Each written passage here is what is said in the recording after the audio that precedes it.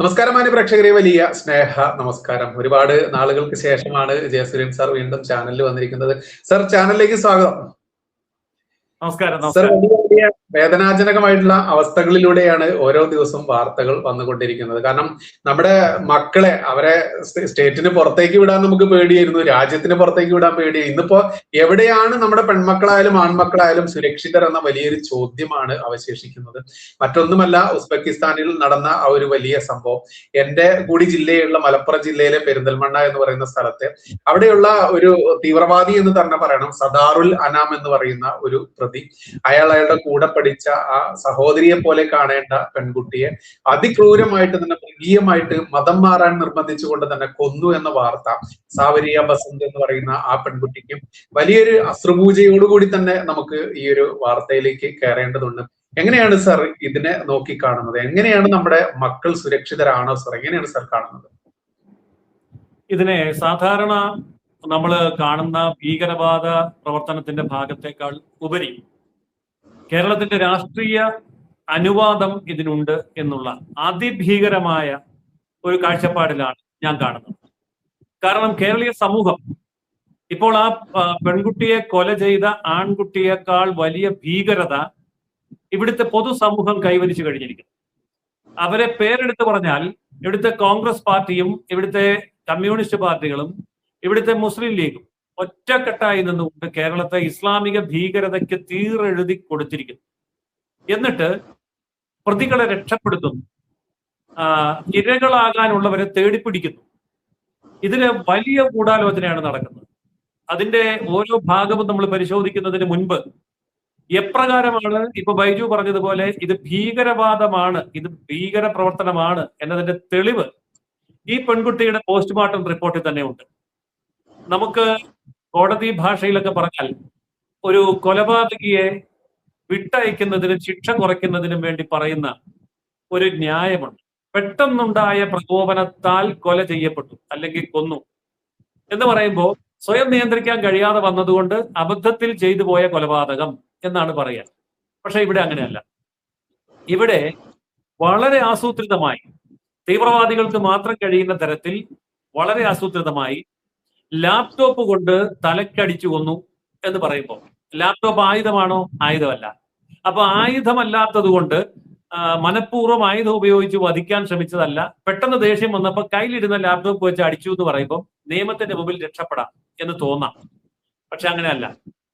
കേവലം തലയ്ക്ക് ഉള്ള അടി മാത്രമല്ല ഈ പെൺകുട്ടിയുടെ മരണം കാരണം. പോസ്റ്റ്മോർട്ടം റിപ്പോർട്ടിനെ കുറിച്ച് അവരുടെ ബന്ധുക്കളും വീട്ടുകാരും പറഞ്ഞത് വെച്ച് പരിശോധിച്ചാൽ പോസ്റ്റ്മോർട്ടം റിപ്പോർട്ടിൽ തലച്ചോറിനകത്ത് രക്തം കട്ട പിടിച്ച 2 അടി തലയ്ക്ക് ഏറ്റിട്ടുണ്ട്. അതുകൂടാതെ തന്നെ ആ കുട്ടിയുടെ നട്ടെല്ല് തകർന്നിട്ടുണ്ട്. നട്ടെല്ല് തകർന്നത് ഏതായാലും ലാപ്ടോപ്പ് കൊണ്ട് തലക്കടിച്ചപ്പോഴല്ല.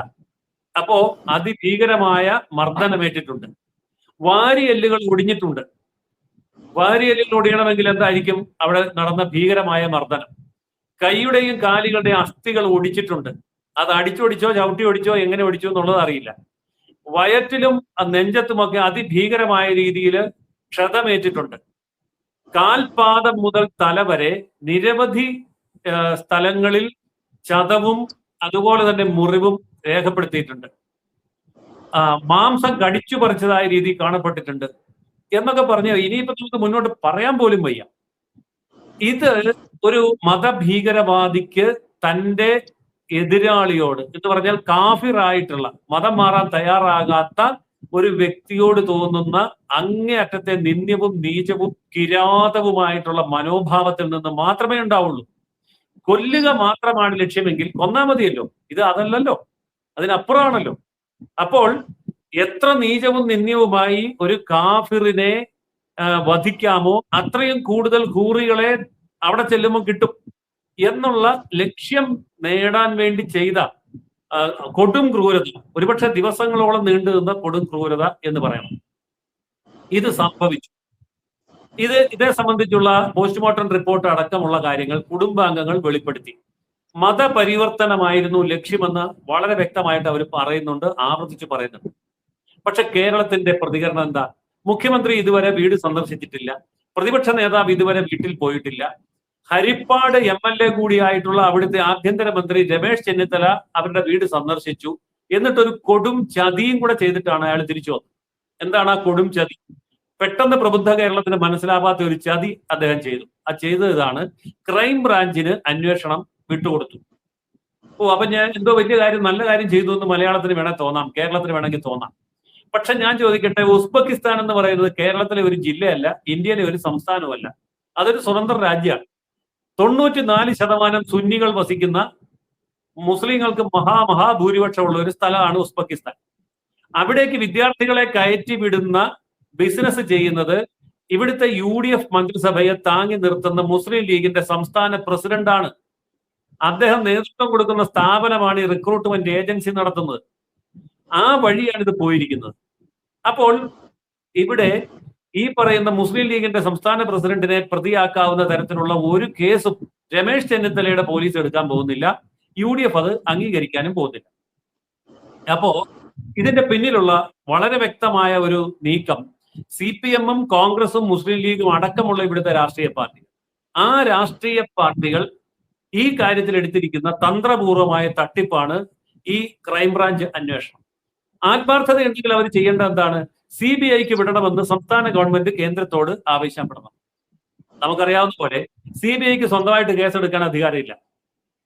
CBI എങ്ങനെയാ കേസെടുക്കുന്നത്? ഒന്നുകിൽ സംസ്ഥാന ഗവൺമെന്റുകൾ ആവശ്യപ്പെടണം, അല്ലെങ്കിൽ സുപ്രീം കോടതി ആവശ്യപ്പെടണം, അല്ലെങ്കിൽ ഹൈക്കോടതി ഉത്തരവിടണം. ഇതൊന്നുമല്ല കേന്ദ്ര ഗവൺമെന്റിന് എടുത്തുകൂടെ എന്ന് ചിലർ ചോദിക്കും. കേന്ദ്ര ഗവൺമെന്റിന് എടുക്കാം. എവിടെയാന്ന് ചോദിച്ചാൽ കേന്ദ്ര ഭരണ പ്രദേശത്ത് മാത്രം. കേരളം കേന്ദ്ര ഭരണ പ്രദേശമല്ല. അതുകൊണ്ട് കേരള സംസ്ഥാന ഗവൺമെന്റോ അല്ലെങ്കിൽ കോടതിയോ, ഹൈക്കോടതിയോ സുപ്രീം കോടതിയോ ആവശ്യപ്പെടാത്തിടത്തോളം കാലം CBIക്ക് നേരിട്ട് കേസെടുക്കാൻ പറ്റില്ല. ഇതാണ് വസ്തുത. അപ്പോൾ ഈ വസ്തുത രമേശ് ചെന്നിത്തലയ്ക്ക് അറിഞ്ഞുകൂടാഞ്ഞിട്ടല്ല, VD സതീശൻ എന്ന് പറയുന്ന മേനോനെ അറിഞ്ഞുകൂടാഞ്ഞിട്ടല്ല, അല്ലെങ്കിൽ പിണറായി വിജയൻ അറിഞ്ഞുകൂടാഞ്ഞിട്ടല്ല, ഇവരൊക്കെ അറിഞ്ഞുകൊണ്ട് തന്നെയാണ്. കാരണം മുസ്ലിം ലീഗിനെ രക്ഷിക്കണം, അതിന്റെ സംസ്ഥാന പ്രസിഡന്റിനെ രക്ഷിക്കണം, മുസ്ലിം ആയിട്ടുള്ള പ്രതിയെ രക്ഷിക്കണം. മുസ്ലിമിനെതിരെ ഒന്നും ചെയ്യാൻ പറ്റില്ല. ഇനി ഞാൻ നേരെ തിരിച്ച് ഒന്ന് ചിന്തിക്കാം. ഈ മരിച്ചത് ഒരു മുസ്ലിമും കൊന്നതൊരു ഹിന്ദു ആയിരുന്നിരിക്കട്ടെ, അല്ലെങ്കിൽ കൊന്നതൊരു ക്രിസ്ത്യാനിയാണെന്നിരിക്കട്ടെ, എന്തായിരിക്കുമായിരുന്നു ഇവിടുത്തെ മൂല്യം? ലോകം മുഴുവൻ ഞെട്ടും, അമേരിക്ക അടക്കമുള്ളവർ അപലപിക്കും, എന്ന് തുടങ്ങി എന്തെല്ലാം പ്രശ്നം ഉണ്ടാകുമായിരുന്നു. നോക്കണം, ഇവിടുത്തെ സാഹിത്യ, സാംസ്കാരിക, ബുദ്ധിജീവികൾ, സിനിമാ പ്രവർത്തകർ, കലാകാരന്മാർ ഇവരാരും പ്രതികരിച്ചിട്ടില്ല. ഇവിടുത്തെ രാഷ്ട്രീയ പാർട്ടികൾ, എണ്ണിയാലൊടുങ്ങാത്ത 900 രാഷ്ട്രീയ പാർട്ടി കേരളത്തിലുണ്ടല്ലോ, അതിൽ BJP എന്ന് പറഞ്ഞ രാഷ്ട്രീയ പാർട്ടി ഒഴികെ വേറെ ഒരു രാഷ്ട്രീയ പാർട്ടിയും പ്രതികരിച്ചിട്ടില്ല. എന്താ പ്രതികരിക്കാത്തത്? പ്രതികരിച്ചാൽ അവരുടെയൊക്കെ കഞ്ഞികൂടി മുട്ടും. പച്ച മലയാളത്തിൽ പറഞ്ഞാൽ അത്രേ ഉള്ളൂ. ഇവനൊക്കെ പഞ്ചായത്ത് മുതൽ പാർലമെന്റ് വരെ ജയിക്കണമെങ്കിൽ പാണക്കാട്ട് പോയി വളഞ്ഞു നിൽക്കണം. അവിടുത്തെ ഉച്ചിഷ്ടം ഭക്ഷിച്ചാൽ മാത്രമേ ഇവനൊക്കെ MP, MLA, പഞ്ചായത്ത് മെമ്പറും ഉണ്ടാകുള്ളൂ എന്ന് നല്ല ബോധ്യമുള്ളത് കൊണ്ട് പാണക്കാട്ട് തങ്ങൾക്കെതിരായിട്ടുള്ള ഒരു നിലപാടിന് ഒരു രാഷ്ട്രീയക്കാരനെയും കിട്ടുകയില്ല. ഇവരുടെയൊക്കെ പട്ടും മുളയും വാങ്ങിക്കുന്ന, ഇന്നത്തെ ഭാഷയിൽ പറഞ്ഞാൽ അവാർഡ് തുകയും വാങ്ങിക്കുന്ന ഒരു സാംസ്കാരിക നായയും ഇതിനെതിരെ കുരയ്ക്കാൻ പോകുന്നില്ല. ഇതാണ് കേരളത്തിന്റെ യാഥാർത്ഥ്യം. കാരണം അത്രമാത്രം ഇസ്ലാമിക വൽക്കരണം കേരളത്തിൽ നടന്നു കഴിഞ്ഞിരിക്കുന്നു. അല്ലെങ്കിൽ ഇവിടുത്തെ സാംസ്കാരിക നായകന്മാരുടെ നാവിറങ്ങിപ്പോയോ? കവികളും ചിന്തകന്മാരും ബുദ്ധിജീവികളും എഴുത്തുകാരും വളരെ വികാരപരളിതരാണെന്നാണല്ലോ പറയുന്നത്. ഒന്നും കേട്ടില്ല, കണ്ടില്ല, അറിഞ്ഞില്ല, ഒരു റീത്ത് വെക്കാൻ പോലും പോയില്ല. ഇവിടെ വിദേശികളുടെ മൊത്തമായ സംരക്ഷണം ഏറ്റെടുത്തിരിക്കുന്നത് നോർക്ക എന്ന് പറഞ്ഞൊരു സംഘടനയുണ്ടല്ലോ, അവരെന്താ ചത്തുപോയോ? ഇതുപോലെ ഭീകരമായിട്ടുള്ള ഒരു സാമൂഹിക അന്തരീക്ഷം. ഞാൻ പറയുന്നത് കൊലയാളിയായ ആ ഭീകരവാദിയേക്കാൾ ഭീകരമാണ് കേരളത്തിന്റെ രാഷ്ട്രീയ നേതൃത്വം, കേരളത്തിന്റെ ഈ സാംസ്കാരിക നേതൃത്വം എന്നുള്ളത്. ഇതുപോലെ തന്നെ ചിന്തിക്കപ്പെടേണ്ട ഒരു കാര്യമാണ്. കേരളത്തിൽ കുറെ ഹിന്ദു സമുദായ സംഘടനയും കുറെ നേതാക്കന്മാരും ഉണ്ടല്ലോ. ഇതിൽ ഏതെങ്കിലും ഒരു സമുദായത്തിൽപ്പെട്ടതായിരിക്കുമല്ലോ ഈ കുട്ടി, ഈ മരിച്ച കുട്ടി. ആ സമുദായ സംഘടനയ്ക്ക് നട്ടലില്ലേ? എന്തിന്? ഒരു ഹിന്ദു പെൺകുട്ടിയാണല്ലോ. ഹിന്ദു സമുദായ സംഘടനകൾ എത്രയെണ്ണം ഉണ്ട്? കേവലം വിവാദമുണ്ടാക്കാനും രാഷ്ട്രീയക്കാരുമായിട്ട് ഗോഗ്വ വിളിക്കാനും അല്ലാതെ സ്വന്തം സമൂഹത്തിലെ ഒരു പെൺകുട്ടിക്കോ ആൺകുട്ടിക്കോ ഇതുപോലൊരു ദുരനുഭവം ഉണ്ടാകുമ്പോൾ ഏതെങ്കിലും ഒരു സമുദായ നേതാവ് ആ വീട്ടിലേക്ക് ഒന്ന് തിരിഞ്ഞു നോക്കിയോ? ആ മാതാപിതാക്കളെ ചെന്ന് കണ്ടോ? എന്തോന്ന് സമുദായ പ്രവർത്തന ഇവരൊക്കെ നടത്തുന്നത്? ഇനി ആരെങ്കിലും ഒന്ന് ചെന്നു, ആരെങ്കിലും എന്തെങ്കിലും പ്രതികരിച്ചു, പ്രകടനം നടത്തി, പ്രസ്താവന ഇറക്കിയാൽ ചാപ്പ നേരത്തെ ഉണ്ടാക്കി വെച്ചിട്ടുണ്ട് സീലടിക്കാൻ. സംഖ്യയാണ്. അല്ലെങ്കിൽ ഹിന്ദു തീവ്രവാദിയാണ്. മനുഷ്യത്വം മനസാക്ഷി മരവിക്കുന്ന തരത്തിൽ അതിഭീകരമായി ഇത്തരം ഒരു അന്താരാഷ്ട്ര കുറ്റകൃത്യം നടന്നിട്ട് വേറെ ഏതെങ്കിലും ഒരു അന്താരാഷ്ട്ര സമൂഹം ഇതിനെതിരെ പ്രതികരിച്ചു? അല്ലാത്തപ്പോൾ അന്താരാഷ്ട്ര സമൂഹത്തിനൊക്കെ ജീവനുണ്ടല്ലോ. അമേരിക്കയിൽ പ്രതികരിക്കും, ഗൾഫിൽ പ്രതികരിക്കും, ഇസ്ലാമിക രാജ്യങ്ങൾ പ്രതികരിക്കും. ഇവിടെ ആരും പ്രതികരിക്കുന്നില്ല. കാരണം എന്താ? മരിച്ചത്, കൊല്ലപ്പെട്ടത് ഹിന്ദുവാണ്, എന്തുവാകാം. അപ്പോ ഹിന്ദു ഇതുപോലെ തന്നെ നരകിച്ചു മരിക്കേണ്ട ഒരു ഗതികേടിലേക്ക് എത്തുന്നുവെങ്കിൽ അതിന്റെ കാരണം ഇത് കേരളമാണ്. കാരണം കേരളത്തിലെ രാഷ്ട്രീയം, കേരളത്തിലെ പത്രപ്രവർത്തകർ, കേരളത്തിലെ ബുദ്ധിജീവികൾ, കേരളത്തിലെ എഴുത്തുകാർ, ചിന്തകർ, കലാകാരന്മാർ ഇവരെല്ലാം പാണക്കാട്ടെ അടിമകളാണ്. അതുകൊണ്ട് മുസ്ലിം ലീഗിന്റെ ഉച്ഛിഷ്ടം ഭക്ഷിക്കുന്നവരാണ്. ഏറ്റവും ഭീകരമായ ഒരു കള്ളം കൂടി ഇപ്പോൾ ഈ കഴിഞ്ഞ ദിവസങ്ങളിൽ പൊളിഞ്ഞിട്ടുണ്ട്. അതായത് നമ്മൾ രാഷ്ട്രീയ രംഗത്ത് എല്ലാവരെയും പറഞ്ഞ് പഠിപ്പിച്ചിരിക്കുന്ന ഒരു കള്ളമുണ്ട്. കേരളത്തിൽ ഇസ്ലാമിക തീവ്രവാദം വളരാത്തതിന്റെ കാരണം മുസ്ലിം ലീഗാണ്. മുസ്ലിം ലീഗ് എല്ലാവരെയും പറഞ്ഞ് മനസ്സിലാക്കി ബോധ്യപ്പെടുത്തി ശാന്തമായ മനസ്സോടുകൂടി നിലനിർത്തുന്ന ആ മുസ്ലിം ലീഗിനെ തൊഴണം എന്നാണ് കമ്മ്യൂണിസ്റ്റുകാരും പറയുന്നത്, കോൺഗ്രസ്സുകാരും പറയുന്നത്. മുസ്ലിം ലീഗ് വലിയ സംഭവമാണ്. ഞാൻ ചോദിക്കട്ടെ, കഴിഞ്ഞ ദിവസം ഗുജറാത്ത് ഹൈക്കോടതി ഒരു വിധി പ്രഖ്യാപിച്ചു. 38 പേർക്ക് വധശിക്ഷ വിധിച്ചു. അതിൽ 3 പേര് മലയാളികളാണ്. 2 പേര് ഈരാറ്റുപേട്ട, ഒരാൾ മലപ്പുറം കൊണ്ടോട്ടി. ആലുവയില് ഒരാൾക്കും ശിക്ഷ വിധിച്ചിട്ടുണ്ട്. അത് ജീവപര്യന്തം ആണ്. ആ ജീവപര്യന്തം ശരിയും വെച്ചിട്ടുണ്ട്. ചുരുക്കി പറഞ്ഞാൽ 38, 4 പേര് കേരളത്തിൽ നിന്ന്. അങ്ങനെ വരുമ്പോ ഞാൻ ചോദിക്കട്ടെ, മുസ്ലിം ലീഗ് ഉള്ള സമയത്തല്ലേ ഇതൊക്കെ ഉണ്ടായത്? ഇനി ചിലപ്പോൾ ചിലർ പറയുന്നുണ്ട് വിദ്യാഭ്യാസം ഇല്ലാത്ത സമൂഹമല്ലേ മുസ്ലിം, അതുകൊണ്ടാണ്. പക്ഷെ ഈ പ്രതികൾ എഞ്ചിനീയർമാരാണ്, വിദ്യാഭ്യാസം ഇല്ലാത്തവരല്ല. സാമ്പത്തിക ദാരിദ്ര്യം കൊണ്ട് പാവങ്ങൾ പട്ടിണി കിടന്നിട്ടാണ് തീവ്രവാദം ചെയ്യുന്നത്. അല്ല, ഈ പ്രതികളൊക്കെ സാമ്പത്തിക ശേഷിയുള്ള കുടുംബങ്ങളിൽ നിന്നാണ്. അപ്പൊ സാമ്പത്തിക ശേഷിയുണ്ട്, വിദ്യാഭ്യാസമുണ്ട്, എഞ്ചിനീയർമാരാണ്. എന്തൊക്കെയാണെന്ന് പറഞ്ഞാൽ മുസ്ലിമിന്റെ തരവും നിറവും കാണിക്കുമെന്നുള്ളത് വ്യക്തമാണ്. അത് ഭീകരതയാണെന്ന് വ്യക്തമാണ്. ഈ സാമൂഹ്യ സാഹചര്യം ഇവിടെ ആരാ ഉണ്ടാക്കിയത്? ഇവിടുത്തെ കോൺഗ്രസ്സുകാരും, ഇവിടുത്തെ കമ്മ്യൂണിസ്റ്റുകാരും, ഇവിടുത്തെ മാധ്യമങ്ങളും, ഇവിടുത്തെ ബുദ്ധിജീവികളും. അപ്പോൾ ഇവരൊക്കെ ഈ മുസ്ലിം ലീഗിനെ അങ്ങോട്ട് വെള്ളപൂശി പരിശുദ്ധമാക്കി. മുസ്ലിം ലീഗ് ഇല്ലായിരുന്നെങ്കിൽ നമ്മൾ പണ്ടേ പാകിസ്ഥാൻ ആകുമായിരുന്നു. ഇപ്പൊ നമ്മൾ പാകിസ്ഥാനേക്കാൾ കഷ്ടമല്ലേ? ഇത്ര ഭീകരം ആയിട്ടുള്ള 2 സംഭവങ്ങൾ അടുത്തടുത്താണ് ഉണ്ടായത്. ഈ പെൺകുട്ടിയുടെ മരണവും ഈ 3 പേരുടെ തൂക്കിക്കൊലയും തൊട്ടടുത്തടുത്താണ്. ഏതാണ്ട് ഒരാഴ്ചക്കുള്ളിലാണ് കേരളത്തിൽ നമ്മൾ അറിയുന്നത്. പക്ഷേ കേരളം കമാന്നൊരക്ഷരം പ്രതികരിക്കുന്നില്ലല്ലോ. പ്രതികരിക്കുന്നവരൊക്കെ സംഘപരിവാറാക്കി അല്ലെങ്കിൽ ഹിന്ദു തീവ്രവാദിയാക്കി മാറ്റുകയല്ലേ. അതുകൊണ്ട് കേരളത്തിന്റെ പൊതുസമൂഹത്തോട് നമുക്ക് പറയാനുള്ളത്, കോൺഗ്രസ്സുകാരോ കമ്മ്യൂണിസ്റ്റുകാരോ ലീഗുകാരോ എന്തെങ്കിലുമൊക്കെ ആയിക്കോട്ടെ, പക്ഷെ ഇതിന് ഇരയാകുന്നവർ കോൺഗ്രസ് അല്ല. കൊല്ലപ്പെടുന്നത് കമ്മ്യൂണിസ്റ്റോ കോൺഗ്രസോ ലീഗോ അല്ല. കൊല്ലപ്പെടുന്ന പാവ ഹിന്ദുവാണ്. അവനൊരു രാഷ്ട്രീയക്കാരിയാണ്. ആ കുടുംബത്തിനെ സംബന്ധിച്ചിടത്തോളം ഈ പറഞ്ഞ കമ്മ്യൂണിസ്റ്റുകാരന്റെയോ കോൺഗ്രസിന്റെയോ ലീഗിന്റെയോ കൊടി പിടിക്കാൻ പോകുന്നവരുമല്ല. പക്ഷെ ജീവിക്കണ്ടേ എന്നുള്ളൊരു ചോദ്യം കേരളത്തിന്റെ ഹിന്ദു സ്വയം ചോദിക്കുകയും കേരളത്തിന്റെ ഹിന്ദു സമൂഹം ഈ കാര്യം ഗൗരവപരമായി ചർച്ച ചെയ്യുകയും വേണം. ഇല്ല എങ്കിൽ നമ്മൾ ഓരോരുത്തരുടെയും വീട്ടിലെ ഓരോ വ്യക്തികളും കുട്ടികളും നഷ്ടപ്പെടുന്നത് വരെ നമുക്ക് ഉറക്കം നടിച്ചിരിക്കാൻ സാധ്യമല്ല. കാരണം ഇത് ഭീകരം തന്നെയാണ്, അങ്ങേയറ്റം ഭീകരമായ അവസ്ഥയാണ്. ഈ ഭീകരത എന്ന് പറയുന്നത് ഈ സംഭവം നടക്കുന്നു, അത് കൊലപാതകം എന്നതിനേക്കാൾ ഉപരി ആ കൊലപാതകത്തിൽ പ്രതിഷേധിക്കാതിരുന്ന് മൗനാനുവാദം കൊടുക്കുന്ന ഭീകരതയാണ് അതിനേക്കാൾ വലിയ ഭീകരതയായിട്ട് എനിക്ക് തോന്നുന്നത്. സർ, മറ്റൊന്ന് മുസ്ലിം ലീഗിനെ എടുത്തു പറയുമ്പോൾ ഇന്ന് ഏറ്റവും അവസാനം വന്ന വാർത്ത കൂടി നമ്മൾ കൂട്ടിച്ചേർത്ത് പറയേണ്ടതുണ്ട്. മാറാട് കലാപത്തിൽ മുൻ കേന്ദ്രമന്ത്രിയായിരുന്ന അഹമ്മദിന്റെ പേരെടുത്ത് പറഞ്ഞുകൊണ്ട് തന്നെ വന്നിട്ടുള്ള പ്രസ്താവനകളും വിവരങ്ങളും ഒക്കെ പറയേണ്ടതുണ്ട്. അതുകൂടി കൂട്ടിച്ചേർത്ത് പറയുകയാണെങ്കിൽ ഈ മുസ്ലിം ലീഗിന്റെ ആ തീവ്രവാദത്തിന്റെ ഏറ്റവും മുതിർന്ന ലെവലിൽ തന്നെ നിൽക്കുന്നു എന്ന് തന്നെ സാക്ഷ്യപ്പെടുത്തിക്കൊണ്ട് പറയേണ്ടതല്ലേ സാർ? തീർച്ചയായിട്ടും അതെ. അതായത് മുസ്ലിം ലീഗാണ് കേരളത്തിൽ ഭീകരവാദത്തിന് എല്ലാവിധത്തിലുള്ള തണലും വിരിച്ചു കൊടുക്കുന്നത്.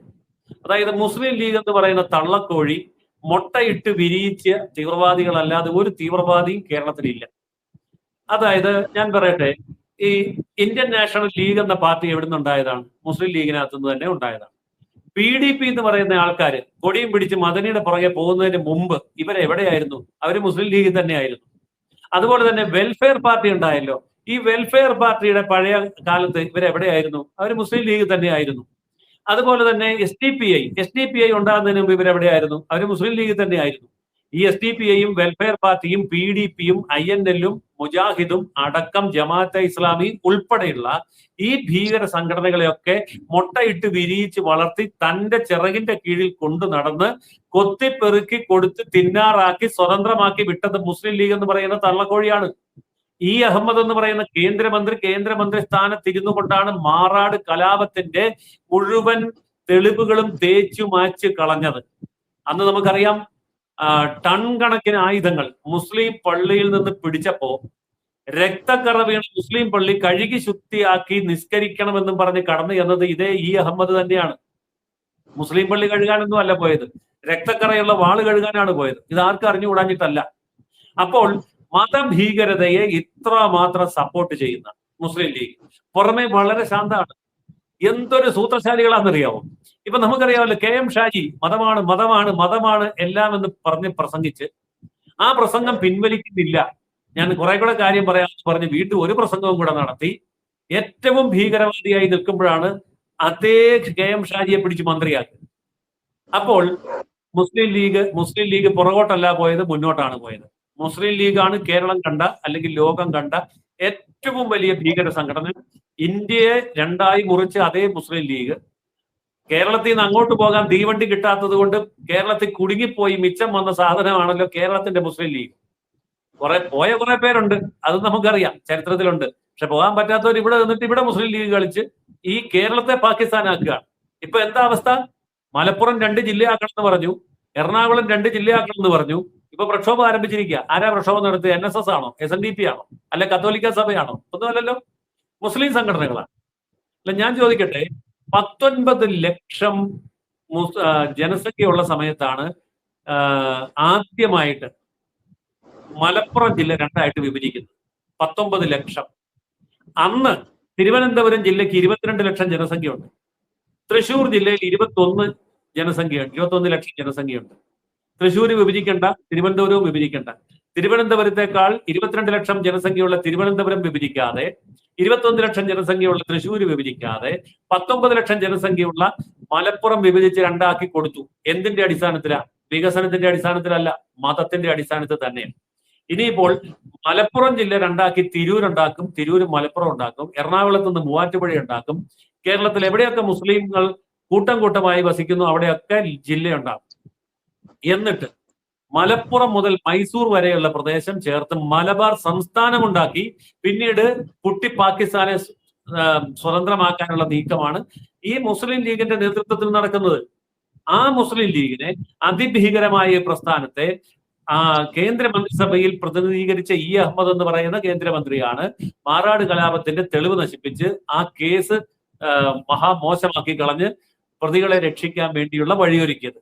ഏറ്റവും വലിയ തീവ്രവാദി, ഇന്ത്യയുടെ കേന്ദ്ര മന്ത്രിസഭയിൽ വരെ എത്തിയ തീവ്രവാദിയാണ് ഈ അഹമ്മദ് എന്ന് പറയേണ്ടി വരും. സർ, മറ്റൊന്ന്, മലപ്പുറം എന്ന് പറയുമ്പോഴേക്കും മതേതര കുരുക്കൾ പൊട്ടി ഒഴുകാറുണ്ട്. മലപ്പുറം എന്ന പേര് പോലും വർഗീയതയോട് ചേർത്ത് പറയാൻ പാടില്ല എന്നുള്ളതൊക്കെ. പക്ഷേ പാണക്കാട് എന്ന് നമ്മൾ കേൾക്കുമ്പോൾ കരുതുന്നത് മലപ്പുറത്തിന്റെ പുറത്തെവിടെയുള്ള ഒരു സ്ഥലമാണെന്നുള്ളത്. എന്നാൽ മലപ്പുറത്തിന്റെ വിരിമാറിൽ തന്നെയാണ് ഈ പാണക്കാട് ഉള്ളതും.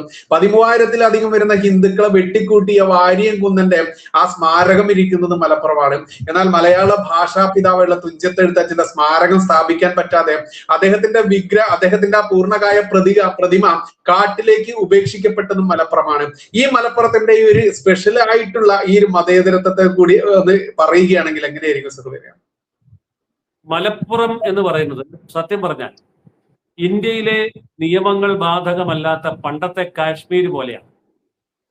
അതായത് ഇന്ത്യൻ നിയമങ്ങൾ കാശ്മീരിൽ ബാധകമല്ല എന്ന് ഭരണഘടനയിൽ പണ്ട് രേഖപ്പെടുത്തി. ഇവിടെ ഒരു ഭരണഘടനയും രേഖപ്പെടുത്താതെ തന്നെ ഒരു ഭീകരവാദിയും തോക്കെടുത്ത് വെടിവെക്കാതെ, ബോംബ് സ്ഫോടനം നടത്താതെ കാശ്മീരിലെ ഭീകരവാദിക്ക് എന്തൊക്കെ നേടാൻ കഴിഞ്ഞോ അതിനേക്കാൾ കൂടുതൽ കാര്യങ്ങൾ, ബോംബ്, തോക്ക്, ഇതൊന്നുമില്ലാതെ മലപ്പുറംകാർക്ക് നേടാൻ ഇന്ന് കഴിയുന്നുണ്ട്. അതിന്റെ കാരണം എന്താണ്? ഭരണം അവരുടെ കയ്യിലാണ്. അപ്പൊ പലരും ചോദിക്കാറുണ്ട്, കേരളത്തിൽ ബോംബ് പൊട്ടാറില്ലല്ലോ, കേരളത്തിൽ വെടിവെപ്പ് നടക്കുന്നില്ലല്ലോ, കേരളത്തിൽ കൂട്ടക്കൊല നടക്കുന്നില്ലല്ലോ. എന്തിനാണ് ബോംബ് പൊട്ടിക്കുന്നത്? എന്തിനാണ് വെടിവെക്കുന്നത്? എന്തിനാണ് കൂട്ടക്കൊല നടത്തുന്നത്? അന്യായമായ കാര്യങ്ങൾ നേടിയെടുക്കാൻ വേണ്ടിയാണ്. ഇവിടെ ഇതൊന്നും ആവശ്യമില്ല. കാരണം ഇവിടുത്തെ ഇടതുപക്ഷ മുന്നണിയാണെങ്കിലും വലതുപക്ഷ മുന്നണിയാണെങ്കിലും ഈ 2 മുന്നണിയും മുസ്ലിം ലീഗിന്റെ പോക്കറ്റിൽ കിടക്കുന്ന 2 മുന്നണികളാണ്.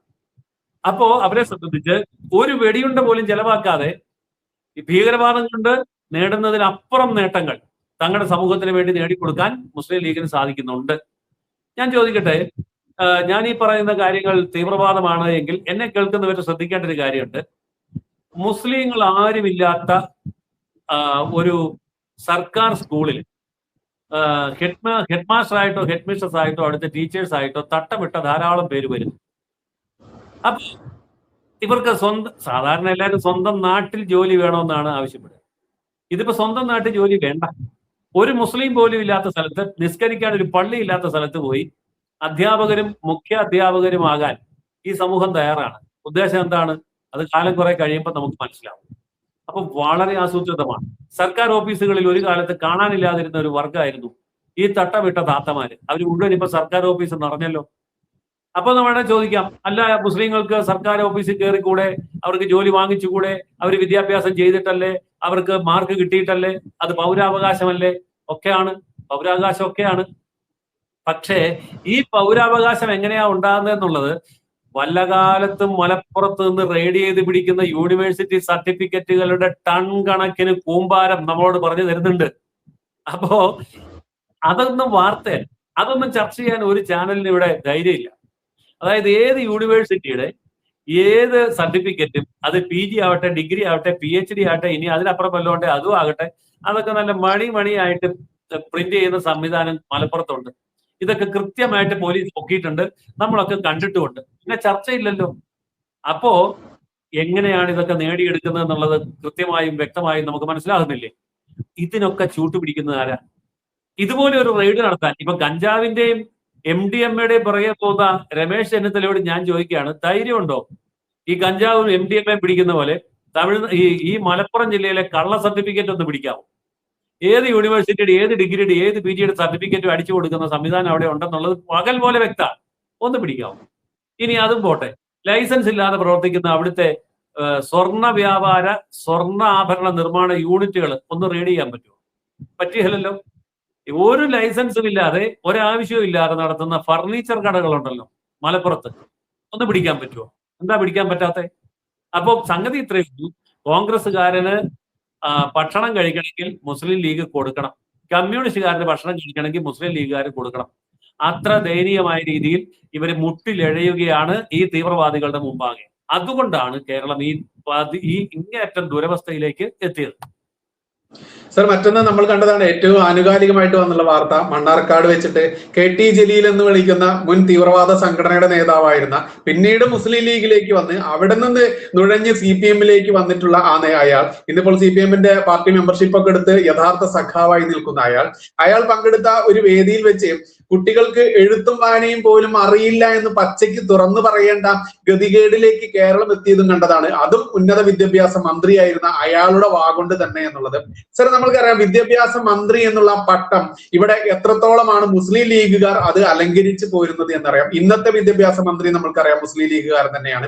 അത്തരത്തിൽ നമ്മുടെ വിദ്യാഭ്യാസ സമ്പ്രദായം നമ്മൾക്കറിയാം, ഒരു ക്ഷേത്രം നശിച്ചാൽ അത്രയും ദുരാചാരം നശിച്ചു എന്ന് പ്രചരിപ്പിച്ചിരുന്ന കമ്മ്യൂണിസ്റ്റുകാർ, ഒരു വിദ്യാലയം അതല്ലെങ്കിൽ ഇവിടുത്തെ വിദ്യാഭ്യാസ സിസ്റ്റം തകർന്നു കഴിഞ്ഞാൽ മാത്രമേ ഇവിടുത്തെ ഈ ജനങ്ങളെ ഏത് രീതിയിലും വളച്ചെടുക്കാൻ അതല്ലെങ്കിൽ നശിപ്പിക്കാൻ ആവുകയുള്ളൂ എന്ന് മനസ്സിലാക്കിയിട്ടുള്ള അധിനിവേശ ശക്തികൾ എന്നുള്ളതൊക്കെ നമ്മൾക്കറിയാം. അതിനെ കൂട്ടിയിണക്കി നമ്മുടെ വിദ്യാഭ്യാസ സമ്പ്രദായ സിസ്റ്റം നശിപ്പിച്ച ഇതിനെ കൂട്ടിച്ചേർത്ത് പറയുകയാണെങ്കിൽ എങ്ങനെയായിരിക്കും സർ പറയാം? വളരെ ഗൗരവമുള്ള ഒരു ചോദ്യമാണ്, ഒരു വിഷയമാണ് ഇപ്പൊ ബൈജു മുന്നോട്ട് വെച്ചത്.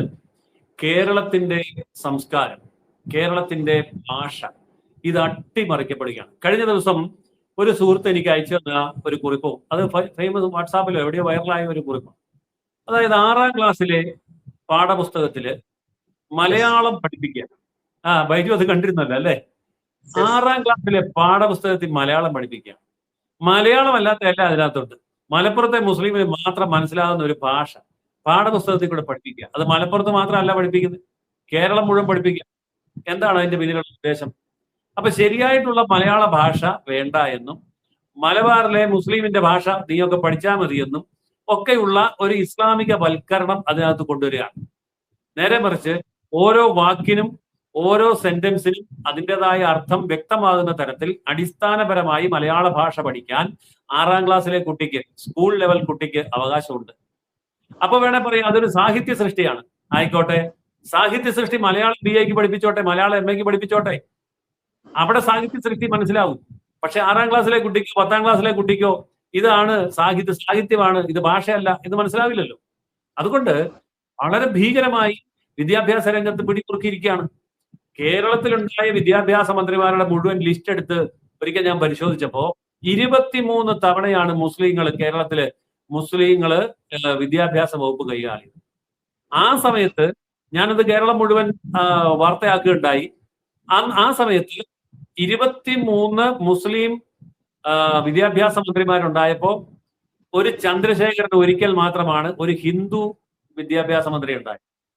ഈ വിഷയം പിന്നീട് ചർച്ചയാവുകയും അതിനുശേഷം പിന്നീട് ക്രിസ്ത്യാനികൾ ഹിന്ദുക്കളുമായിട്ടുള്ള 1-2 പേരിന് വിദ്യാഭ്യാസ വകുപ്പ് കൈയാളി. ഇപ്പൊ വീണ്ടും ഇതാ വൻ ഭൂരിപക്ഷത്തിൽ ജയിച്ച UDF-ന്റെ തണലില് മുസ്ലിമിന്റെ കയ്യിലേക്ക് തന്നെ വിദ്യാഭ്യാസം കൊടുത്തിരിക്കുകയാണ്. അതിന്റെ ഉദ്ദേശം വിദ്യാഭ്യാസം ഉണ്ടാക്കുക, വിദ്യാഭ്യാസം നൽകുക എന്നുള്ളതല്ല. വിദ്യാഭ്യാസത്തിലൂടെ സംസ്കാരത്തെ തകർക്കുക, വിദ്യാഭ്യാസത്തെ തകർക്കുക, സംസ്കാരത്തെ തകർക്കുക, ഭാഷയെ തകർക്കുക, അങ്ങനെ കേരളത്തെ കീഴടക്കുക എന്നുള്ള വളരെ വലിയ ഒരു ഇന്റലക്ച്വൽ ജിഹാദ് തന്നെയാണ്, അല്ലെങ്കിൽ ഭാഷാ ജിഹാദ് തന്നെയാണ്, അഥവാ വിദ്യാഭ്യാസ ജിഹാദ് തന്നെയാണ് ഇപ്പോൾ നടന്നുകൊണ്ടിരിക്കുന്നത്. അതിന് കാർമ്മികത്വം വഹിക്കുന്നത് ഇവിടുത്തെ കോൺഗ്രസും കമ്മ്യൂണിസ്റ്റുകാരുമാണെന്ന് മാത്രം. സർ, ഇപ്പോ നമ്മൾക്കറിയാം, നമ്മുടെ നാട്ടിൽ സ്ഥിരം കേൾക്കുന്ന ഇസ്ലാമുകൾ അതല്ലെങ്കിൽ മുസ്ലിങ്ങൾ എല്ലാവരും തീവ്രവാദികളല്ല, നല്ലവരും ഉണ്ട് എന്നൊക്കെ നമ്മൾ കേൾക്കാറുണ്ട്. എന്നാൽ തീവ്രവാദികളായിട്ട് ലോകത്താകമാനം പിടിക്കപ്പെടുന്നതെല്ലാം മുസ്ലിങ്ങളാണ് എന്നുള്ളത് യാഥാർത്ഥ്യമാണ്. അപ്പോൾ നല്ല മുസ്ലിങ്ങൾ എന്ന് മേനി പറഞ്ഞ് നടക്കുന്ന വലിയൊരു വിഭാഗമുണ്ട്. പക്ഷേ ഇവർ മൗനം സമ്മതം എന്ന് നമ്മുടെ ആപ്തവാക്യം പറയുന്ന പോലെ ആ സമ്മതം കൊടുത്തുകൊണ്ട് മുന്നേറുന്ന സമയത്ത് എങ്ങനെയാണ് സർ ഇവരെ നല്ല മുസ്ലിങ്ങൾ എന്ന് വിളിക്കുക? ഇവരെങ്ങനെയാണ് സർ രാജ്യത്തോട് കൂറുള്ള, ഈ രാജ്യത്തുള്ള നമ്മളുടെ പ്രതിജ്ഞ പറയുന്ന പോലെ തന്നെ എല്ലാ ഇന്ത്യക്കാരും എല്ലാ ഭാരതീയരും എന്റെ സഹോദരന്മാരാണ് എന്ന ആ വാക്ക് അതെങ്ങനെയാണ് സർ ഇവർക്ക് പാലിക്കാനാവുക? എങ്ങനെയാണ് ഈ നല്ല മുസ്ലിങ്ങൾ എന്ന വിഭാഗത്തോട് സാറിന് പറയാനുള്ള ഒരു സന്ദേശം കൂടി എന്താണ് സർ? പണ്ടൊരിക്കൽ ആളൊരു ഉദാഹരണം പറയുണ്ടായി. ശർക്കരയ്ക്ക് അകമ്പുറം ഒന്നുമില്ല. ശർക്കരയുടെ എവിടെ നക്കിയാലും കടിച്ചാലും അത് മധുരമാണ്. കാരണം ശർക്കര മൊത്തമായിട്ടും അങ്ങനെയാണ് എന്ന് പറയുന്ന പോലെ മുസ്ലിമിൽ എവിടെയെങ്കിലും നല്ല മുസ്ലിം ഉണ്ടെന്ന് ആരെങ്കിലും അവകാശപ്പെടുന്നുണ്ടെങ്കിൽ എനിക്ക് അവരോടുള്ള ഒരു ചോദ്യം ഇതാണ്. അങ്ങനെയുണ്ടെങ്കിൽ ഇതുപോലെയുള്ള പ്രശ്നങ്ങൾ ഉണ്ടാകുമ്പോൾ ഈ പറയുന്ന നല്ല മുസ്ലിം ഒന്ന് രംഗത്ത് വന്നിട്ടൊന്ന് പ്രതികരിക്കാത്ത എന്തുകൊണ്ടാ? ഒരു പ്രസ്താവന കൊടുക്കാത്ത എന്തുകൊണ്ടാ? ഒന്നും വേണ്ടല്ലോ, നമുക്ക് സോഷ്യൽ മീഡിയ ഉണ്ടല്ലോ. സോഷ്യൽ മീഡിയയിൽ വന്നിട്ട് ഞാൻ ഈ മുസ്ലിമിനെ അംഗീകരിക്കുന്നില്ല, എന്റെ സംഘടന ഈ മുസ്ലിമിനെ അംഗീകരിക്കുന്നില്ല, മുസ്ലിമിന്റെ ഈ പ്രവൃത്തിയെ എന്റെ സംഘടന തള്ളി പറയുന്നു എന്ന് പറയാൻ ഒരു ഒറ്റ മുസ്ലിം സംഘടന മുന്നോട്ട് വന്നിട്ടുണ്ടോ? ഇപ്പൊ നമുക്ക് വ്യക്തികളെ അറിയാം. ഒരു ജാമിദ ടീച്ചർ ഉണ്ടായിരിക്കാം, അല്ലെങ്കിൽ അതുപോലെ 1-2 വ്യക്തികൾ അവര് രംഗത്ത് വന്നിട്ട് പറയാറുണ്ട്. അത് നമുക്ക് അംഗീകരിക്കാം. അതിൽ പലരും, മഹാഭൂരിപക്ഷം പേരും ഇത് സഹിക്കാൻ വയ്യാഞ്ഞിട്ട് എക്സ് മുസ്ലിംസുമാണ്. അല്ലാതെ മുസ്ലിമായിട്ട് നിൽക്കുകയും ഇതിനെ തള്ളിപ്പറയുകയും ചെയ്യുന്നവർ വിടലിലുണ്ടാവുന്ന ആൾക്കാർ മാത്രമേ ഉള്ളൂ. എന്റെ ചോദ്യം അതല്ല.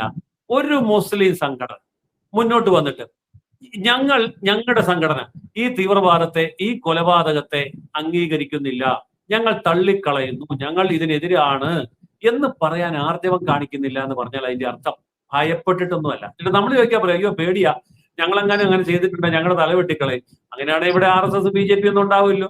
എന്റെയൊക്കെ ചെറുപ്പത്തിൽ RSS BJP എന്നൊക്കെ പറഞ്ഞാൽ തല വെട്ടിക്കളയുമായിരുന്നു. പരസ്യമായിട്ട് വഴിയെ നടന്നാൽ പിടിച്ച് അടി വെച്ച് തരുമായിരുന്നു. ഇപ്പൊ അതൊന്നുമില്ലല്ലോ. അത്രയൊന്നും പ്രശ്നം ഇവിടുത്തെ ഒരു മുസ്ലിമിനും ഇല്ലല്ലോ. അങ്ങനെയെങ്കിൽ ഈ മുസ്ലിം ഒരു സംഘടനയെങ്കിലും, ഇനി സംഘടന ഇല്ലെന്നിരിക്കട്ടെ, ഒരു സംഘടന ഉണ്ടാക്കിക്കൂടെ? മുസ്ലിമിന്റെ പേരിൽ ഈ നടത്തുന്ന ഈ ഭീകരവാദം ശരിയല്ല എന്ന് പറയാനുള്ള ഒരു മുസ്ലിം സംഘടന ഉണ്ടാക്കിയിട്ട് ഈ നിഷ്പക്ഷൻ എന്ന് പറയുന്ന, അല്ലെങ്കിൽ നല്ലവരാണെന്ന് നടിക്കുന്ന ആൾക്കാര് സധൈര്യം മുന്നോട്ട് വന്ന് പറയട്ടെ, ഞങ്ങൾ ഇതിനെതിരാണ്, ഞങ്ങൾക്കൊരു സംഘടനയുണ്ട്. എന്താ സംഘടന ഇല്ലാത്ത? എന്താ കേരളത്തിൽ അങ്ങനെ പ്രതികരണം ഇല്ലാത്ത? അപ്പോൾ ഞാൻ ആദ്യം പറഞ്ഞത് തന്നെയാണ്, ശർക്കരയ്ക്ക് അകമ്പുറം ഇല്ല.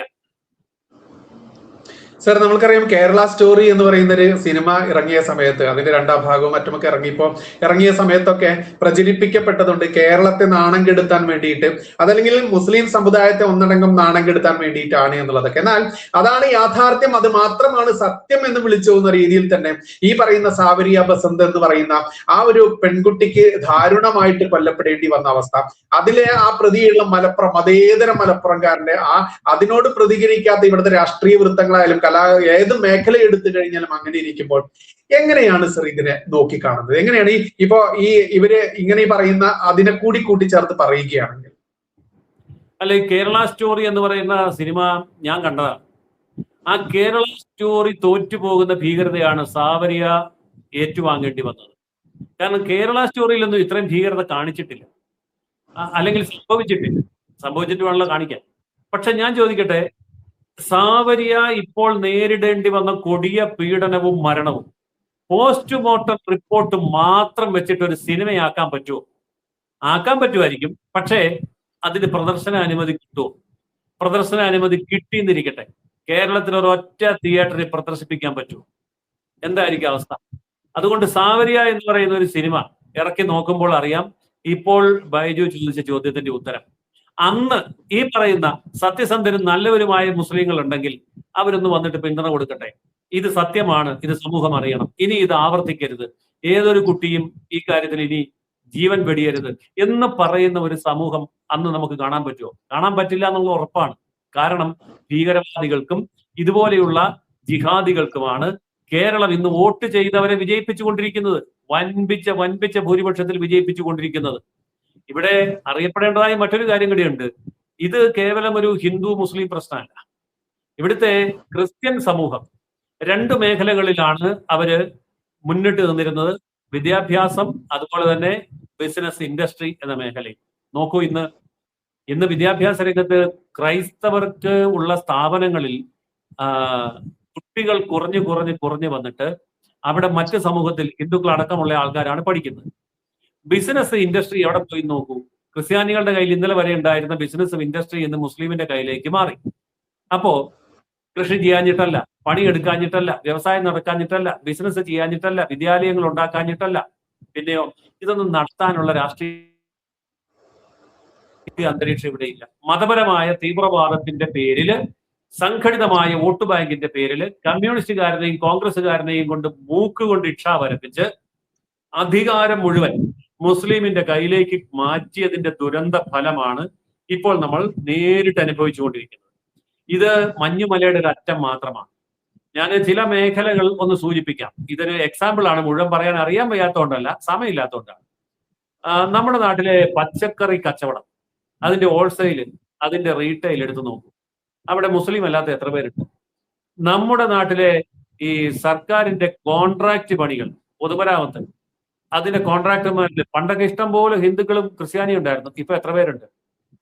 ഇതുപോലെ ബിസിനസ്, അത് സ്വർണമാണെങ്കിലും വസ്ത്രവ്യാപാരമാണെങ്കിലും ഏത് തരത്തിലുള്ള ബിസിനസ് മേഖലയാണെങ്കിലും അവിടെയൊക്കെ എത്ര പേരുണ്ട് ഹിന്ദുവും ക്രിസ്ത്യാനിയും? വ്യവസായം, ഇന്നിപ്പോ കേരളത്തിന്റെ ഓരോ പഞ്ചായത്തിലും ചെറുകിട വ്യവസായങ്ങളും ഇടത്തരം വ്യവസായങ്ങളും പുതുതായിട്ട് കെട്ടിപ്പൊക്കുമ്പോൾ അവിടെ എത്ര ക്രിസ്ത്യാനിക്ക് വ്യവസായം തുടങ്ങാൻ പറ്റുന്നുണ്ട്, എത്ര ഹിന്ദുവിന് തുടങ്ങാൻ പറ്റുന്നുണ്ട്? എന്താ, പണമില്ലാഞ്ഞിട്ടാണോ? അറിവില്ലാഞ്ഞിട്ടാണോ? ഒന്നുമല്ല. എനിക്കറിയാം വളരെ വ്യക്തമായിട്ട്, ഒരു മുസ്ലിം പോലും ഇല്ലാത്തൊരു പഞ്ചായത്തില് പുറത്തുനിന്ന് വരുന്ന ഒരു മുസ്ലിം ഒരു വ്യവസായം സ്ഥാപിക്കണമെങ്കിൽ അവൻ ആദ്യം ചെയ്യുന്നത് എന്താണെന്നറിയോ? പഞ്ചായത്ത് സെക്രട്ടറി മുസ്ലിം, പിന്നെ വരുന്ന വില്ലേജ് ഓഫീസർ മുസ്ലിം, പിന്നെ വരുന്ന തഹസീൽദാർ മുസ്ലിം. ഓരോ ഡിപ്പാർട്ട്മെന്റിലും മുസ്ലിമിനെ കൊണ്ട് നേരത്തെ പ്രതിഷ്ഠിച്ചിട്ടാണ് അവിടെ ഒരു വ്യവസായത്തിന് അപേക്ഷ കൊടുക്കുന്നത്. അപേക്ഷ അപ്പോഴേ പാസ്സാവും. ആ പാസ്സാകുന്ന അപേക്ഷയ്ക്ക് എന്തെങ്കിലും പ്രശ്നമുണ്ട്, നാട്ടുകാർ കൊണ്ട് പരാതി കൊടുക്കാൻ തോന്നാൽ പരാതി കൊടുക്കേണ്ട കസേരയിൽ ഇരിക്കുന്ന ഉദ്യോഗസ്ഥനും മുസ്ലിം. അതായത് അങ്ങ് വ്യവസായ മന്ത്രി മുതൽ ഇങ്ങ് താഴത്തെ പഞ്ചായത്ത് സെക്രട്ടറി വരെ ഓരോ മുസ്ലിം സമുദായത്തിന് വേണ്ടവനെ വേണ്ട സ്ഥാനത്ത് പ്രതിഷ്ഠിച്ചിട്ടാണ് ഈ പരിപാടി തുടങ്ങുന്നത്. പിന്നെ ഇവിടുത്തെ ക്രിസ്ത്യാനിക്ക് ഹിന്ദുവിന് എവിടെ വ്യവസായം തുടങ്ങാൻ പറ്റും? എവിടെ ബിസിനസ് തുടങ്ങാൻ പറ്റും? ഇത്രയും ആസൂത്രിതമായിട്ടാണ് ഇസ്ലാമിക ശക്തികൾ, അതായത് ഈ ജിഹാദി ശക്തികൾ കേരളം പിടിച്ചടക്കി കഴിഞ്ഞിരിക്കുന്നത്. ഇപ്പോഴും എനിക്കുള്ള ദുഃഖം, ഇതൊക്കെ നമ്മൾ ഈ പച്ചയ്ക്ക് പറയുമ്പോൾ ഇത് പച്ചയായ യാഥാർത്ഥ്യമായതുകൊണ്ടാണ് പറയുന്നത്. പക്ഷെ പറയുന്ന നമ്മളെ സംഖ്യയാക്കുകയും വർഗീയവാദിയാക്കുകയാണ്. ഇത് ചെയ്യുന്നവൻ ഇപ്പോഴും സ്വർഗീയവാദിയാണ്. എന്നിട്ട് അവന് ക്യൂ നിന്ന് വോട്ട് കുത്തി കൊടുക്കുകയാണ് ഇവിടുത്തെ പാവപ്പെട്ട ഹിന്ദു. എന്നിട്ട് പറയുന്നത് എന്താ? ഞാൻ LDF തോപ്പിച്ചു, അടുത്ത തവണ ഞാൻ UDF തോപ്പിച്ചു. LDF തോപ്പിച്ചാലും UDF തോപ്പിച്ചാലും ഇവർ രണ്ടിൽ ആരെങ്കിലും ഒരു വിഭാഗം കേരളം ഭരിക്കുന്നിടത്തോളം കാലം കേരളത്തിലെ ഹിന്ദുവിനും ക്രിസ്ത്യാനിക്കും രക്ഷയില്ല എന്ന് തിരിച്ചറിഞ്ഞിട്ട് ഇതിനെതിരെ സാമൂഹ്യ രാഷ്ട്രീയ രംഗത്തിന് വലിയ പ്രതിരോധം ഉയർന്നു വന്നില്ല എങ്കിൽ ഒരു സംശയവും വേണ്ട, കേരളമായിരിക്കും അടുത്ത പാകിസ്ഥാൻ. സർ, മറ്റൊന്ന് നമ്മൾ കൂട്ടിച്ചേർത്ത് പറയേണ്ടത്, അതുകൂടി കൂട്ടിച്ചേർത്താൽ ഇത് പൂർണ്ണമാകുകയുള്ളൂ. അബ്ദുൾ റഹീം എന്ന് പറയുന്ന ഒരു കൊടും ക്രിമിനലിനെ സൗദിയിൽ നിന്ന് 60 കോടിയിലധികം രൂപ പിരിച്ചുകൊണ്ട് രക്ഷിച്ചെടുത്ത് അവന് താരപരിവേഷം നടത്തി കൊടുത്ത് അവന് വീട് കൊടുക്കുന്നു, ജോലി കൊടുക്കുന്നു, അക്കൗണ്ടിൽ കോടിക്കണക്കിന് രൂപ കൊടുക്കുന്നു. എന്നാൽ അയാൾ സ്വയം ചലിക്കാൻ പോലും പറ്റാത്ത ഒരു കുഞ്ഞിനെ കൊന്ന ക്രിമിനലാണ് എന്നുള്ളത് മറച്ചു വെച്ചുകൊണ്ട് രക്ഷിച്ചെടുത്ത ഒരു സമൂഹമാണ് കേരള സമൂഹം. ഇനി നാളെ ഈ പറയുന്ന സദാറുൽ അനാം എന്ന് പറയുന്ന ഈ കൊടും ക്രൂരനായിട്ടുള്ള ഈ ക്രിമിനലിനെ ഈ കോടികൾ കൊടുത്തുകൊണ്ട് രക്ഷിക്കില്ല എന്ന് ഉറപ്പ് പറയാൻ പറ്റുമോ സാർ? എങ്ങനെയാണ് സാർ പറയുന്നത്? അല്ല, ബൈജു ഇതിപ്പോ ഒരു സംശയം പോലെ എന്നോട് ചോദ്യം ചോദിച്ചപ്പോ എനിക്കിപ്പോ ലാസ്റ്റ് കിട്ടുന്ന വിവരം ഈ പറയുന്ന പയ്യന് വേണ്ടി കേസ് നടത്താൻ പൈസ പിരിവ് തുടങ്ങിയെന്നാണ്. പല സ്ഥലങ്ങളിലും ഇതിന്റെ പേരിൽ കോടികൾ പിരിക്കപ്പെടും. അത് ഉസ്ബെക്കിസ്ഥാനിലെ കോടതികളിലാണെങ്കിലും ഇനി ഇവനെ ഇവിടെ കൊണ്ടുവന്നിട്ട് കേരളത്തിലെ കോടതികളിലാണെങ്കിലും വിചാരണ ചെയ്യപ്പെടുന്ന കാലഘട്ടങ്ങളിൽ ഈ കോടാനുകോടി രൂപ ഇവിടുത്തെ മുസ്ലിം പിരിച്ച് ഇവിടെ രക്ഷിക്കാനുള്ള പണി നോക്കും. അപ്പോ അത് തുടങ്ങിക്കഴിഞ്ഞു എന്നാണ് കിട്ടുന്ന റിപ്പോർട്ട്. അപ്പോ ഇങ്ങനെയുള്ള കാര്യങ്ങൾ ഇതിനു മുമ്പ് സംഭവിച്ചിട്ടുണ്ട് എന്നുള്ളത് കൊണ്ട്, അതായത് തീവ്രവാദികളുടെ കേസ് നടത്താൻ വേണ്ടി സോഷ്യൽ ആയിട്ടുള്ള മണി ഗാദറിങ്, അതിന് വേറെന്തോ ഒരു പേരുണ്ട്, ആ പേര് ഞാനങ്ങ് മറന്നുപോയി. ആ രീതിയിൽ കോടാനുകോടി ക്രൗഡ് ഫണ്ടിങ്, കോടിക്കണക്കിന് രൂപയുടെ ക്രൗഡ് ഫണ്ടിങ് നടത്തി അത് രക്ഷിച്ചെടുത്തതും അങ്ങനെ നടത്തിയ ക്രൗഡ് ഫണ്ടിങ്ങിൽ നിന്ന് പൈസ അടിച്ചുകൊണ്ട് പോയതും ഒക്കെ ആയിട്ടുള്ള വാർത്തകൾ വരുന്നുണ്ടല്ലോ. പക്ഷേ ഇത് വലിയൊരു അന്താരാഷ്ട്ര നീക്കം തന്നെയാണ്. അതുകൊണ്ട് ഈ കൊടും കുറ്റവാളികൾ, നമ്മൾ കുറ്റവാളികൾ എന്ന് പറയുമ്പോൾ ഈ മുസ്ലിമിനെ സംബന്ധിച്ച് ഇവര് ദൈവത്തിന്റെ പടയാളികളാണ്, ഇവര് ജിഹാദികളാണ്. അവര് വളരെ പവിത്രമായ കാര്യമാണ് ചെയ്തുകൊണ്ടിരിക്കുന്നത്. ഒരു അമുസ്ലിമായിട്ടുള്ള ഒരു കാഫിറിനെ കൊല്ലുമ്പോൾ അവർ വളരെ പവിത്രമായിട്ടുള്ള ഒരു കാര്യമാണ് ചെയ്യുന്നത്. നമുക്കാണിത് കൊലപാതകം, നമുക്കാണിത് കുറ്റം, അവർക്കത് ദിവ്യമാണ്. അവർക്കത് സ്വർഗരാജ്യത്തേക്കുള്ള ഏറ്റവും എളുപ്പമായ മാർഗമാണ്, ദിവ്യമായിട്ടുള്ള പ്രവൃത്തിയാണ്, പുണ്യപ്രവൃത്തിയാണ്. ആ പുണ്യപ്രവൃത്തിയെ അംഗീകരിച്ചു കൊടുക്കുന്ന കോൺഗ്രസ്സുകാരനും കമ്മ്യൂണിസ്റ്റുകാരനും ആ പുണ്യപ്രവൃത്തിക്ക് ചൂട്ടുപിടിക്കുന്ന ഇവിടുത്തെ മാധ്യമങ്ങളും ബുദ്ധിജീവികളും നിലനിൽക്കുന്നിടത്തോളം കാലം കേരളത്തില് ഇതിനെതിരായിട്ടുള്ള ഒരു നീക്കം അത്ര എളുപ്പമല്ല. പക്ഷെ ബൈജുവിന്റെ ചാനൽ പോലെയുള്ള ഈ സ്ഥാപനങ്ങളെങ്കിലും, ഇപ്പൊ എനിക്ക് സംസാരിക്കാൻ 37 മിനിറ്റാണ് ബൈജു തന്നത്. വേറെ ഏതൊരു ചാനലിൽ പോയാൽ 3 മിനിറ്റ് പോലും കിട്ടുകയില്ല. 3 മിനിറ്റ് കിട്ടുന്നതിനിപ്പുറം ഇടപെട്ട് കളയും, കട്ട് ചെയ്ത് കളയും. ഏതായാലും ഈ വസ്തുതകൾ സമൂഹം അറിയണം, കൂടുതൽ ചിന്തിക്കണം. അറിയുന്ന എല്ലാ കാര്യവും പറയാൻ ഈ ചാനലിന്റെ മണിക്കൂറുകൾ എടുത്താൽ പോലും പറ്റില്ല. പക്ഷെ ഈ സത്യം ഇവിടുത്തെ ക്രിസ്ത്യാനികളും ഹിന്ദുക്കളും അറിയണം. ഇല്ലെങ്കിൽ കേരളം ക്രിസ്ത്യാനികളുടെയും ഹിന്ദുവിന്റെയും കയ്യിൽ നിന്നും നഷ്ടപ്പെടുകയും കേരളം ഒരു പാകിസ്ഥാനായി മാറുകയും ചെയ്യും എന്നുള്ള കാര്യത്തിൽ ആരും തർക്കിക്കേണ്ട. അതാണ് നടന്നുകൊണ്ടിരിക്കുന്നത്. മതേതരം പുഴുങ്ങി ജീവിച്ചു നടക്കുന്ന ഹിന്ദുവേ, ക്രിസ്ത്യാനി, നിങ്ങളുടെ വീട്ടിൽ സംഭവിക്കുമ്പോൾ മാത്രമേ അതൊരു സംഭവമായിട്ട് അനുഭവമായി എടുക്കുകയുള്ളെന്ന ആ വാശി വിട്ടുകൊണ്ട് ഇനിയും ചിന്തിക്കുക. കാരണം സത്യങ്ങൾ സത്യമായി പച്ചയ്ക്ക് വിളിച്ച് പറയുമ്പോൾ പറയുന്നവരെ വർഗീയവാദികളാക്കിക്കൊണ്ട് തീറെഴുതിയ ആ സംഘിപ്പട്ടവും മറ്റും നൽകിക്കൊണ്ട് നിങ്ങൾ ചെയ്യുന്ന ഈ ദുഷ്ടത്തരമുണ്ടല്ലോ, അത് നാളെ നിങ്ങളുടെ വീട്ടിൽ തന്നെ വന്ന് ഭവിക്കുമ്പോഴേ നിങ്ങൾക്ക് പാഠമായിട്ട് പഠിക്കാനാവുകയുള്ളൂ എന്നുള്ളതാണ് യാഥാർത്ഥ്യം. ഏതായാലും ഇത്രയും കാര്യങ്ങൾ 38 മിനിറ്റോളം ജയസൂര്യൻ സാർ കൃത്യമായിട്ടും ഇത്രയും വിവരിച്ചു തന്നിട്ട് മിനിയും തലയിലേക്ക് കയറാതെ മതേതരത്വം പുഴുങ്ങി തന്നുകൊണ്ട് ജിഹാദികളുടെ അമേദ്യം ഭക്ഷിക്കാനാണ് ഇനിയും മുന്നോട്ട് പോകാനാണ് നിങ്ങളുടെ താല്പര്യം എന്നുണ്ടെങ്കിൽ നാളത്തെ സാവരിയ ബസന്ത് എന്ന് പറയുന്ന ആ പെൺകുട്ടി നിങ്ങളുടെ വീട്ടിലും ഭവിക്കുമെന്നുള്ളത് നിസ്സംശയം പറയാം. അതിന് വലിയ വിദൂരമൊന്നും അല്ല എന്നുള്ളത് പറയാം. അങ്ങനെ ഭവിക്കാതിരിക്കട്ടെ. അങ്ങനെ ഭവിക്കാതിരിക്കാൻ വേണ്ടി ഇത്തരത്തിലുള്ള വീഡിയോകൾ, ഇത്തരത്തിലുള്ള വിവരങ്ങൾ മാക്സിമം ആളുകളിലേക്ക് എത്തിക്കുക. നിങ്ങൾ സ്വയം ചിന്തിക്കുക, എന്നിട്ട് മാത്രം പ്രവർത്തിക്കുക എന്ന് മാത്രമേ പറയാനുള്ളൂ. എന്തായാലും ഇത്രയും കാര്യങ്ങൾ തിരക്കിനിടയിലാണെങ്കിലും ജയസൂര്യൻ സാർ വിവരിച്ചതിലും വളരെയധികം നന്ദിയുണ്ട് സാർ. മറ്റൊരു വിഷയമായിട്ട് നമുക്ക് വീണ്ടും വരാം. നന്ദി, നമസ്കാരം. ജയ് ഹിന്ദ്, ജയ് ശ്രീറാം.